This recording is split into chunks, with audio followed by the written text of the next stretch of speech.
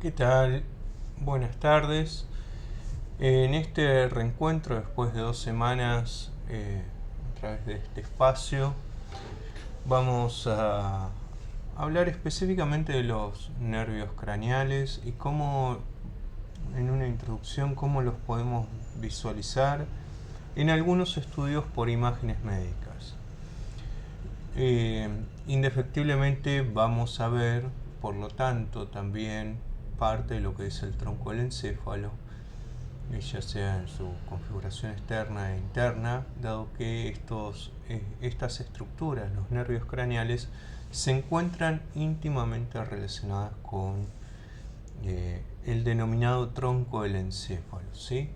En algunos también tratados o en algunos libros de algunas especialidades, estos contenidos lo podemos hallar en lo que se llama fosa posterior.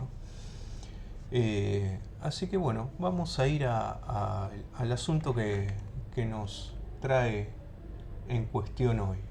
¿Mm?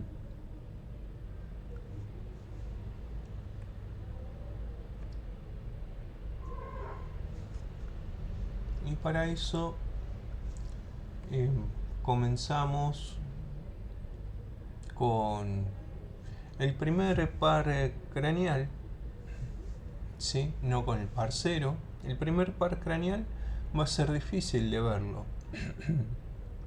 Tengamos en cuenta que es un conjunto de 15 a 20 fibras, por lo tanto lo que van a atravesar esa lámina cribosa que ya habíamos visto en otros en otra parte de esta asignatura, también así los contenidos, vamos a tener en esos filetes nerviosos van a tener que atravesar la dura madre.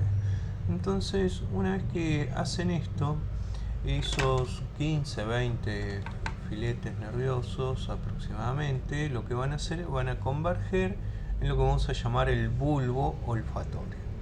Ese bulbo olfatorio, tengamos en cuenta que va a tener una dimensión aproximada entre 10 por 5 milímetros. Por lo tanto, las secciones para visualizarlo van a tener que ser secciones extremadamente pequeñas, ¿sí? Del orden del milímetro, si uno lo quiere estudiar de manera adecuada.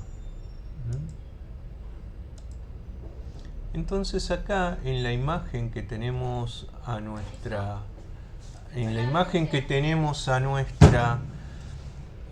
izquierda, vamos a tener una resonancia magnética en un T2, donde vamos a poder ubicar aquí, ¿sí?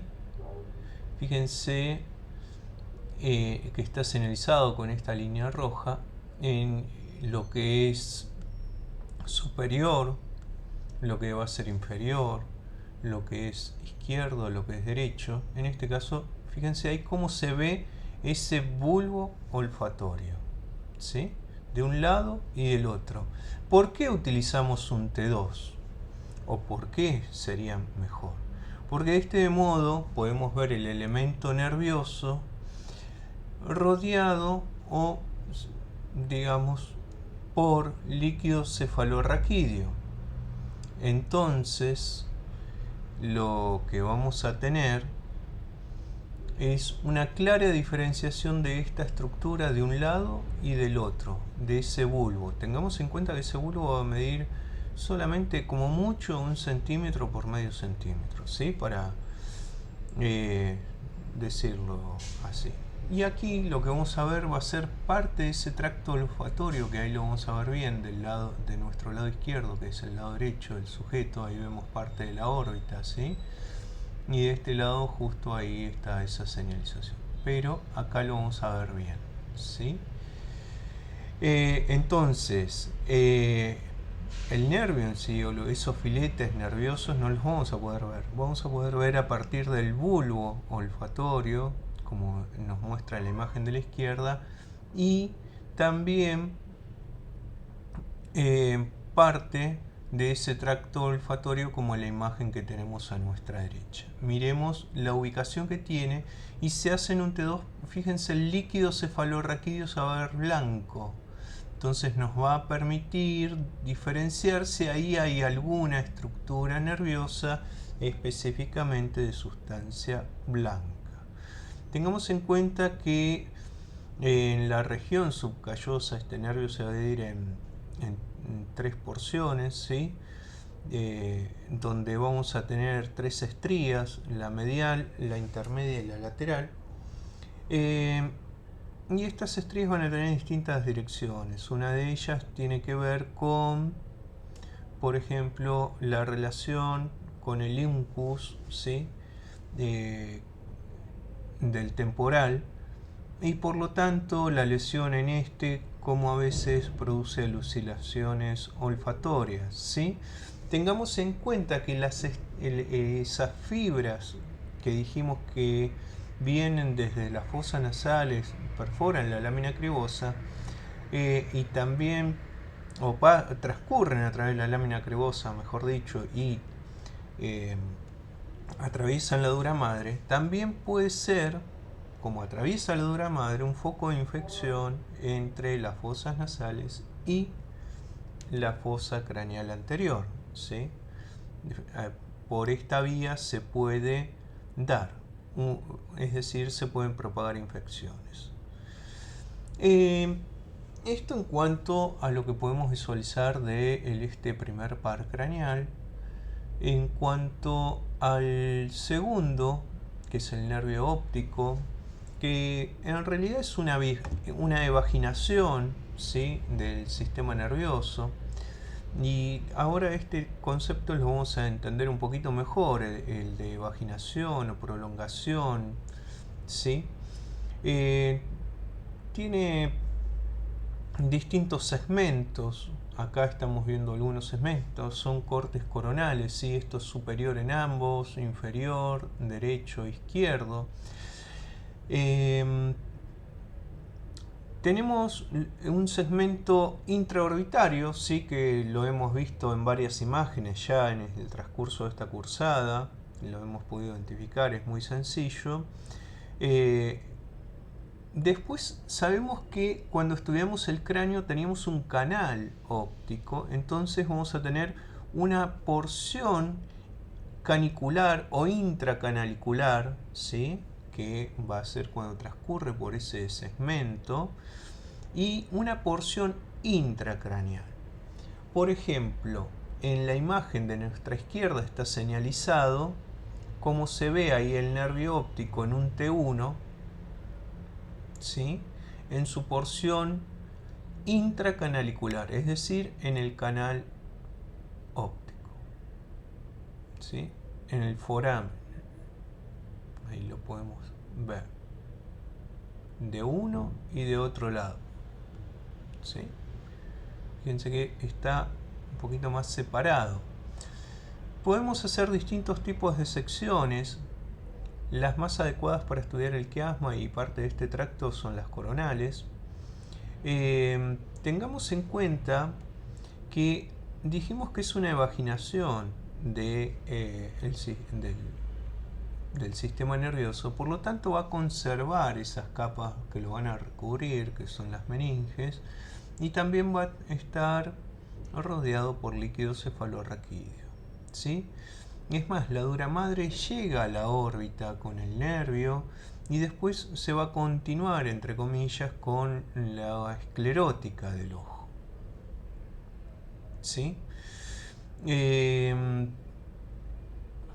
Entonces, aquí nos vamos a ubicar. Fíjense que acá prácticamente no vemos ventrículo lateral, estamos viendo el cuerpo calloso en su rodilla. Fíjense que hay una clara, sí, un claro elemento de sustancia blanca de uno u otro lado de manera ininterrumpida. Mientras que en esta imagen es más caudal, es más posterior, ¿sí? ¿Por qué? Porque vemos los ventrículos laterales de uno y otro lado, el cuerpo calloso aquí y acá ya núcleos de la base que vamos a ver cómo se llama. Pero acá lo estamos viendo a ese nervio óptico, ¿sí? Fíjense que aquí abajo vamos a tener, estamos cercano al seno cavernoso. Fíjense el tamaño que va a tener el lóbulo temporal, como por ubicarse que esto es más anterior, además de la rodilla del cuerpo galloso. Acá estamos en el cuerpo. Y este es el pico del cuerpo galloso.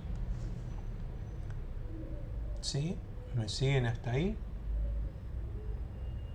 Bien.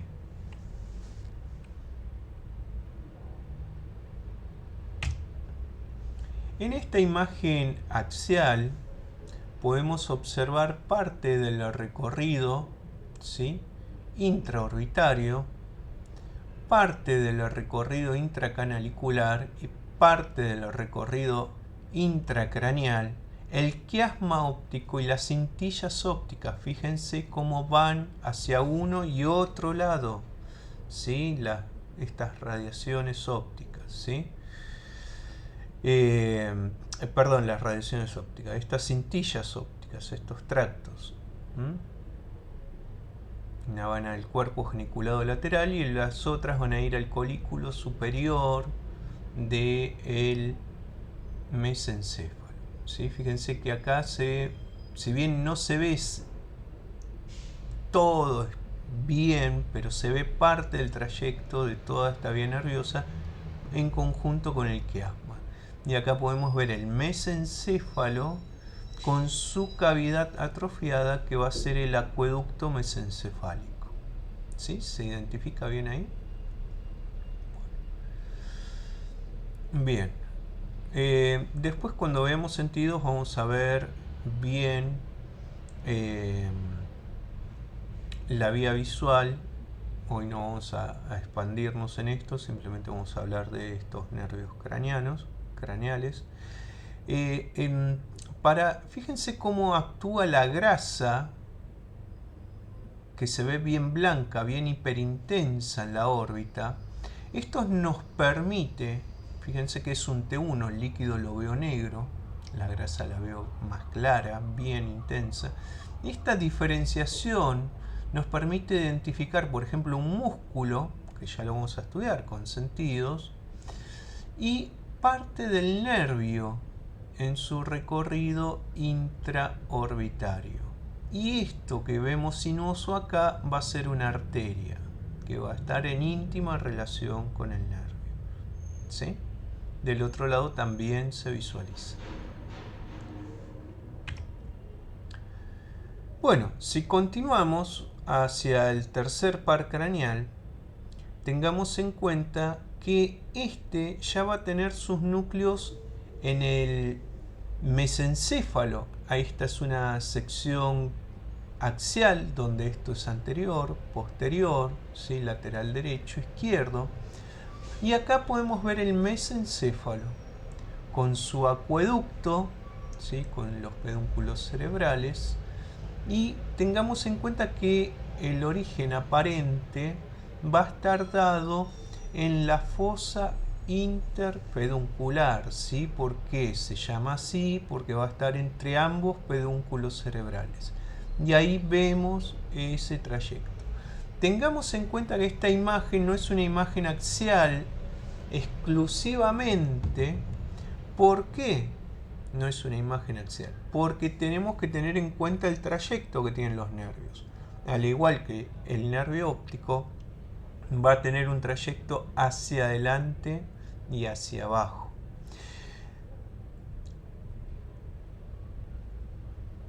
Me quedé pensando en los puntos de referencia y la función de los nervios, pero bueno, para definirlo desde el tronco hacia la órbita. Tengamos en cuenta que este nervio va a transcurrir por la fisura orbitaria superior, no por el conducto óptico. En la imagen que tenemos a nuestra izquierda es una imagen sagital donde esto es anterior, posterior, superior e inferior. Entonces, acá podemos ver el segundo par craneal y aquí el tercero. Fíjense que vamos a ubicar el mesencéfalo y ahí vamos a ubicar parte de esa estructura, ¿sí? Fíjense que este estaría más en relación, parece, por eso parecía, por eso se lo llamaba tálamo óptico en los libros más viejos la denominación. El nervio ahí con el quiasma y parte del tracto. Y acá el nervio oculomotor, ¿sí? Ahí se ve bien. Esta es una imagen sagital donde, para que nos ubiquemos en lo que decíamos previamente, acá tenemos la rodilla del cuerpo galloso, esto es parte del cuerpo y el pico va a estar acá, ¿sí? Como si fuera un pico de cuando rompen la calle, para la tierra, las rocas, bueno, como tiene esa forma ahí. Entonces, como para que nos ubiquemos en los que decíamos en las secciones previas, ¿sí? Sí, lo vamos a subir a YouTube también. Ahí Lucy o Lu Seferino pregunta si lo vamos a subir. Bien, entonces acá tenemos este tercer par en una imagen sagital. Vamos al nervio. Volvemos al anterior, porque ¿en dónde vamos a ubicar los núcleos? Acá identificamos el mesencéfalo en esta sección axial y aquí el acueducto mesencefálico. Lo vamos a ubicar acá, a los núcleos aproximadamente en este sector, los núcleos que corresponden al tercer par. Mientras que los núcleos que corresponden al cuarto par van a estar aquí, ¿sí? Muy cercano a la sustancia gris periacueductal. Recordemos que este cuarto par o nervio troclear, también denominado patético, es el único cuyo origen aparente es en el dorso de el mesencéfalo, es decir, en el dorso del tronco del encéfalo. Y como tiene que ir hacia la cavidad orbitaria, sí o sí tiene que pasar por aquí, por esto que se llama cisterna ambiens, ¿sí?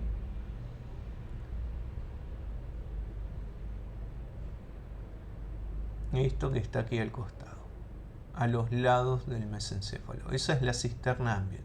Fíjense que ahí se ve muy poquito. Acá está ampliado de modo tal, así como si fuera hecho un recorte ampliado esto, de esa imagen axial. Ahí se ve levemente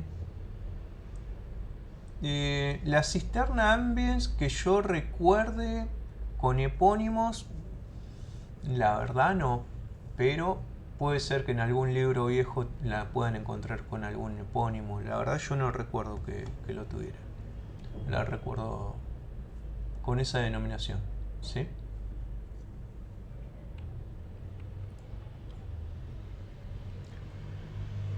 Bien, entonces, ¿cómo lo vamos a ubicar? Tenemos que ubicar el mesencéfalo. Fíjense cómo se ve el acueducto mesencefálico, ¿sí? Y vamos a tener que buscar una estructura muy delgada. Piensen que las secciones para adquirir este tipo de imagen, ¿ustedes lo vieron en el trabajo práctico? ¿Lo buscaron en los troncos del encéfalo a este nervio, a este cuarto par craneal? Es un hilito. Por lo tanto, la sección para visualizarlo va a ser de menos de 1 milímetro, de 0,7 milímetros, 0,5 milímetros, ¿sí? Como para poder estudiar. Fíjense que en este caso también se utiliza para diferenciarlo un T2, porque el líquido va a ser blanco, mientras que la estructura nerviosa va a ser más oscura, ¿sí? Para no hablar en términos tan técnicos, ¿sí? Y que se entienda el por qué acá estamos en un T2 y por qué lo podemos identificar. Si el líquido cefalorraquídeo fuese hipointenso, fuese más oscuro, como en un T1, sería bastante difícil identificarlo, ¿sí? Bien, el nervio trigémino, acá tenemos un nervio bastante grande, recordemos que tiene su denominación porque una vez que pasa su cabum, que está aproximadamente aquí, va a tener sus 3 ramas, ¿sí? Pero ya acá el nervio trigémino estamos hablando de la protuberancia, ¿sí? Ya no estamos a nivel del mesencéfalo. Fíjense cómo se va a ver en esta imagen axial el lóbulo temporal, cómo voy a ver el cerebelo, el cuarto ventrículo, el pedúnculo cerebeloso medio.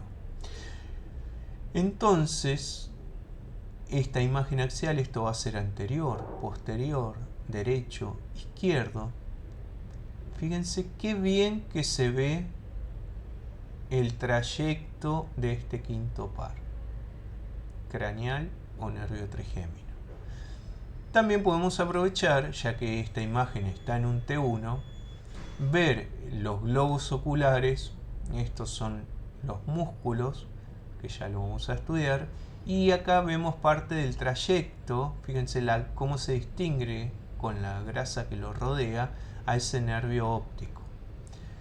Volviendo a esta zona, esto negro de acá no es que tiene aire, sino que recuerden que el hueso compacto se va a ver negro, por lo tanto es el peñasco del hueso temporal, ¿sí?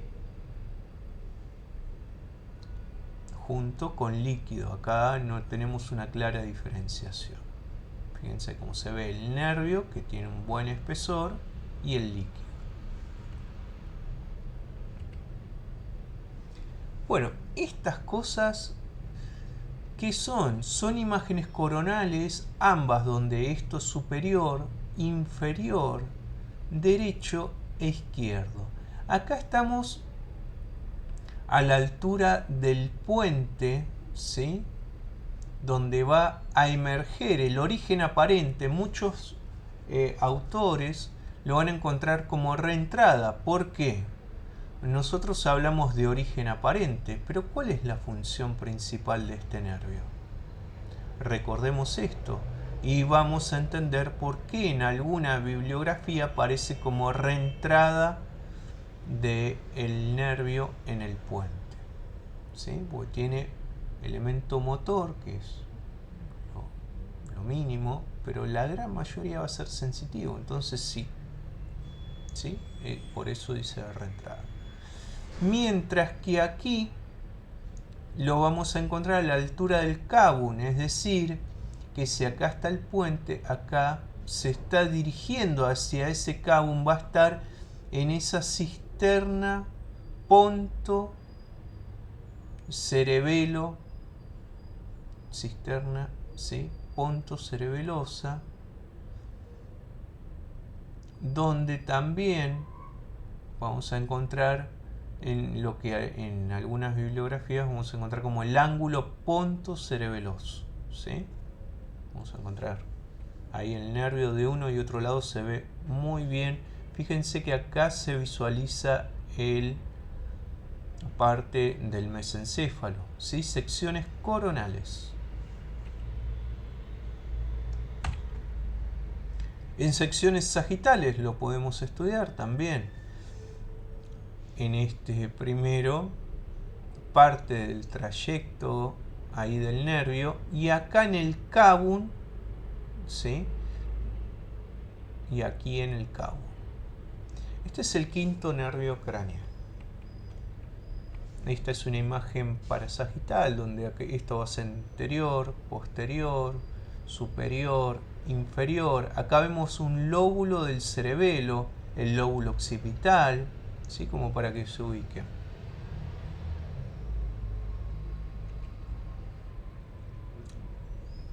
Bueno, el nervio abducen. ¿Qué tenemos acá? Vamos a primero visualizar la imagen de abajo. Es una imagen sagital, donde esto va a ser anterior, esto es posterior. Ahí pueden ver el cerebelo, ¿sí? Como para que se ubiquen. Esto es parte del tronco. Fíjense que acá está la médula oblonga. Esto es el clivus. Estamos viendo un T2 porque el líquido cefalorraquídeo es bien blanco. Fíjense cómo me demarca la médula oblonga, la protuberancia. Y fíjense ahí algo que sale y va un poquito hacia arriba. Esta imagen de acá arriba es lo ampliado de esto, ¿sí? Como para que se visualice un poco más. Bueno, tal vez no todos están con una pantalla grande. Ahí se ve. La protuberancia es una sección parasagital. La protuberancia, la médula oblonga, el clivus, que es parte de esa lámina de la apófisis basilar, perdón, del occipital con el efenoide, ¿sí? En muchos libros lo van a encontrar con la denominación de clivus a esa estructura ósea. Y ahí se puede ver el nervio bien. Fíjense que también se utiliza un T2 para diferenciarlo. Tengan en cuenta el tamaño. Cuando estén en la mesa, miren y observen los tamaños. En base a eso se van a tener que programar la dirección del corte, el espesor del corte, pensar si lo voy a ver más, digamos, si lo voy a poder encontrar mejor con un T2 porque me va a hacer más contraste si el líquido es todo blanco, o con un T1 como vimos con el nervio trigémino, pero es un nervio que tiene un espesor mucho mayor.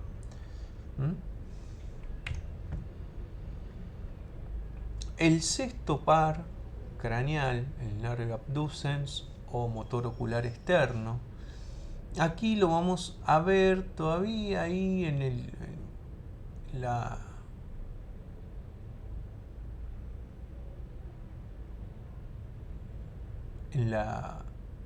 protuberancia. Ya estamos pasándonos un poquito. Fíjense acá en su origen aparente y acá en su trayecto, ¿sí? Dirigiéndose hacia adelante.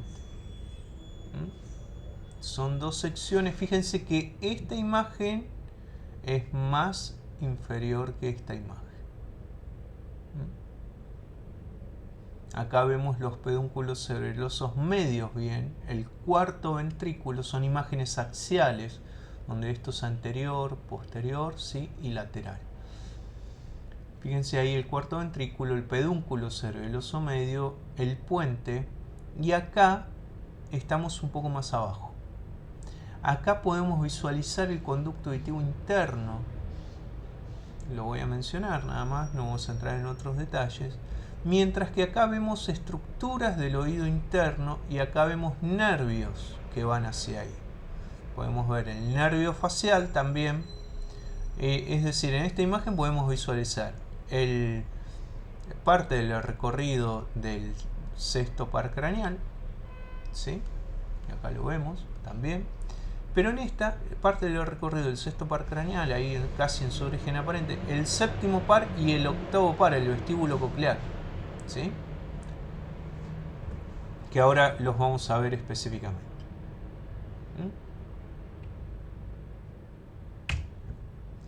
Bien, todos estos dijimos que van hacia adelante.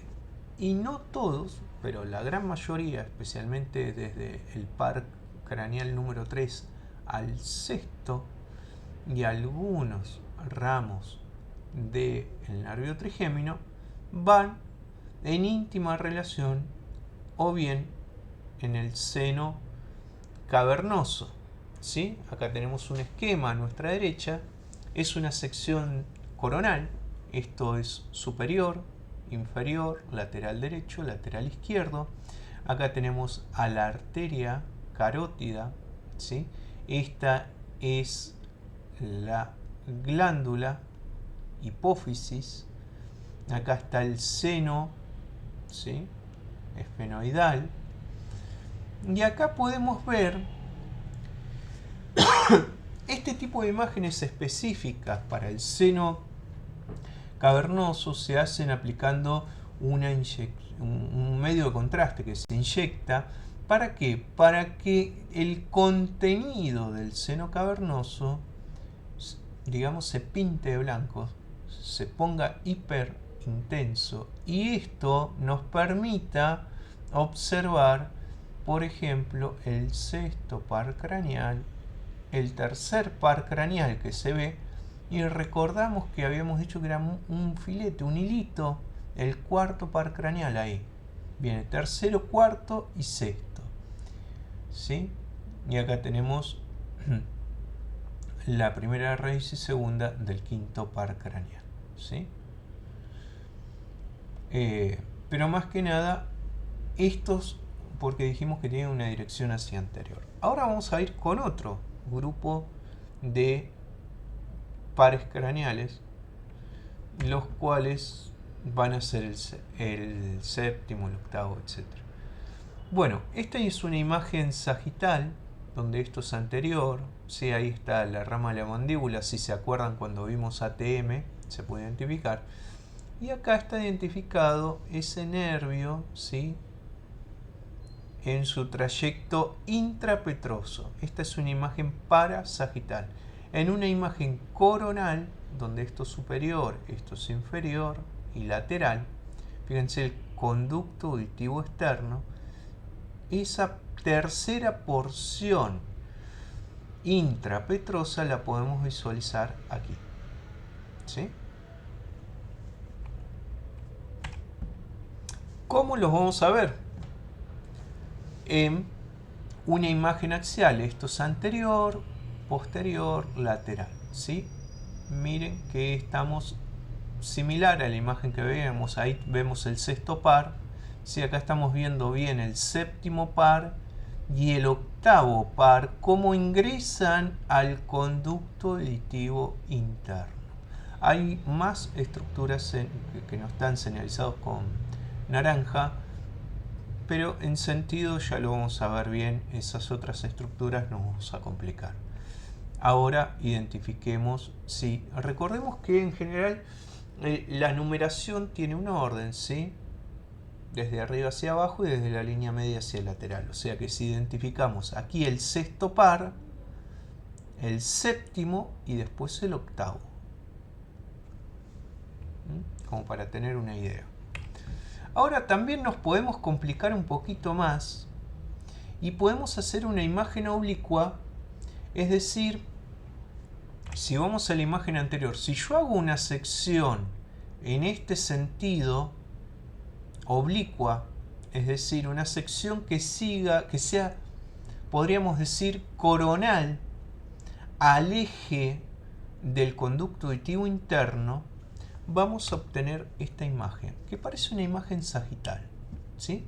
Acá están mencionados, ¿sí?, ahí se corren un poco, dónde está el facial y el intermedio, porque siempre nos olvidamos del intermedio, el vestibular, que se va a dividir en superior e inferior, que se ven como puntitos grises. ¿Lo ven ahí, un puntito gris? Ahora está el puntito rojo que estoy marcando, luego lo saco, un puntito gris. Acá otro, el vestibular inferior. Y el coclear, que va por debajo del facial. ¿Sí? Esta es lo que sería una vista anatómica de esto que estamos diciendo en las imágenes. Por eso el trabajo práctico es fundamental, que ustedes vean las preparaciones, que vean los esquemas en relación a las preparaciones, porque eso hace una ideación tridimensional que después les va a permitir ubicarse en esto que son imágenes seccionantes. Bien, el nervio glosofaringio, acá ya estamos a la altura de la médula oblonga, ¿sí? El nervio glosofaringio lo podemos ver ahí. Y acá vamos a ver uno más externo y otro más interno, el nervio glosofaringio y el nervio vago. ¿Sí? Fíjense ahí cómo van a ir buscando esa salida del cráneo. Se ve uno ahí y el otro aquí. El glosofaringio es más medial, el vago es más lateral. Por esto que decíamos. Y nos queda el accesorio, que no encontré una imagen bonita para traer, pero por último tenemos el duodécimo par craneal, en donde vamos a tener al hipogloso, y acá lo podemos visualizar en su recorrido. ¿Sí? Fíjense que aquí también para verlo bien utilizamos un T2. Es una imagen axial, esto es anterior. Posterior, acá vemos los hemisferios cerebelosos. Bien, y esta es la presentación y esta es lo que vamos a ver esta semana a través de este medio, a través de este encuentro. Así que espero que les haya servido, los haya orientado. Tal vez en las imágenes que están en el trabajo práctico no es tan sencillo ubicar todo lo que vimos, por eso estos encuentros, para ver cosas más específicas, para orientarnos, para ubicarnos. Y en los trabajos prácticos sí pueden ver el quinto par, seguramente lo pueden ver si lo buscan en las imágenes, el séptimo, el octavo, el cuarto es muy difícil, ¿sí? Pueden ver el quiasma óptico, el segundo par, lo pueden ver en sus distintas porciones. Algunos son más complejos de ubicar, otros como los que mencioné, el segundo par, el quinto, el séptimo, el octavo, muchas veces los podemos ubicar en las secuencias que tenemos en los salones de trabajos prácticos. Así que bueno, sin más, me despido de ustedes. Espero que hayan resultado esta cuestión de los pares craneales a través de imágenes.